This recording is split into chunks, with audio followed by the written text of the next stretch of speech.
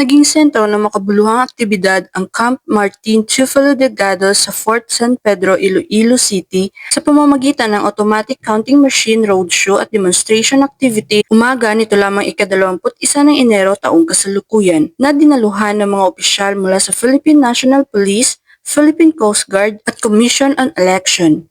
Pinangunahan ng mga tauhan mula sa Commission on Election ang nasabing aktibidad sa pamumuno ni Attorney Dennis Ausan, Comelec 6 Director, ang paglulunsad at papakita ng makabagong kagamitan sa pagbibilang ng boto para sa darating na National Local Election 2025 na tinawag nilang automatic counting machine. Ang ACM Roadshow ay hindi lamang naglalayong magpakita ng teknolohiya kundi pati na rin palakasin ang ugnayan ng iba't ibang ahensya. Sa pamamagitan ng kolaborasyon ng PNP, PCG at Comelec, tiniyak na magiging maayos at ligtas ang proseso ng eleksyon. Binigyan din ng aktibidad ang mahalagang papel ng teknolohiya sa pagtataguyod ng integridad at pagiging bukas ng halalan. Binigyan din ng pagkakataon ng mga kalahok ng live demonstration kung paano gumagana ang automatic counting machine, mula sa pag-scan ng balota hanggang sa pagbuo ng resulta. Bilang bahagi ng patuloy na pagsuporta sa halalan, ang ACM Roadshow at demonstration activity sa Camp Martin Tufilo Delgado ay isang tagumpay na nagbibigay ng mahalagang kaalaman at karanasan sa mga kalahok. Inaasahan na ang ganitong uri ng aktibidad